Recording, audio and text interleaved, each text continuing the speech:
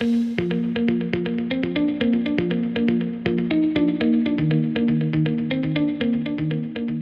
biggest challenge I find with other people as well as myself is the travel.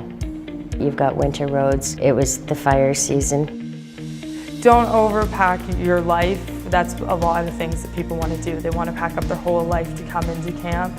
You got to hope for the best and prepare for the worst. And if you're coming in, you got to carry your medication. In my bag, I got my allergy pills, things for cold, Tums for upset stomach, everything that you need. You're going to think you're going to need.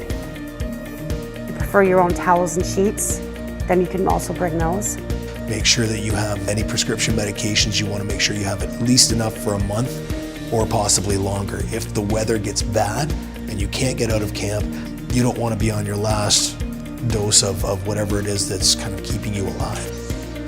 I always make sure that I got insoles for my shoes so that my feet are always comfortable. You're going to be on your feet all day. It's good to make sure your feet are always comfortable.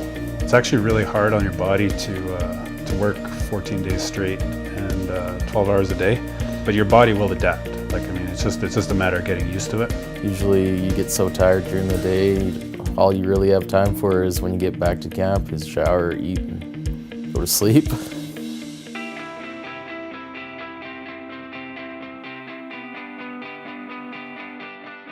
It's almost 2,000 capacity at this camp, and right now we're almost at a full capacity.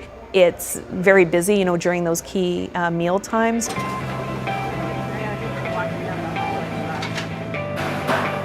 I have a roast beef on the white plate, please? I've worked in 4 different countries, and I've worked in a la carte kitchens, run banquets, but this is the place where the amount of food we serve is incredible.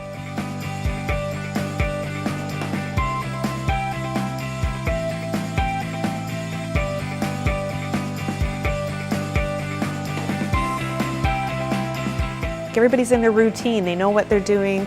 It's busy but not frantic. You're staying here, that feels really nice, like everybody kind of knows what's happening, when it's happening, and it runs very, very smoothly. Living in the middle of nowhere. Some camps, they've got assets to it. Some of them have, theaters in them and good food and activities to do, where other camps that are more remote, the opportunities are a little less, with the objective of going out and doing a job and getting the job done. When you accept a position, I think it's important that you investigate the situation. For myself, I was so excited, I took the opportunity, but I didn't realize there's no cell phone service. Where I was, I had no way of contacting my family to say I've arrived and things are going good. It might feel like it's just the worst thing when you first go away from home, but you adjust to it. For people coming into camp, I want them to remember they have their family and they have their friends. They have their community at home, and that they're always going to have that. When they're coming here, this is a place of work.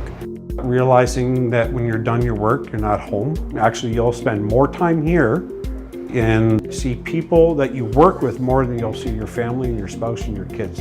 Being mentally prepared for that.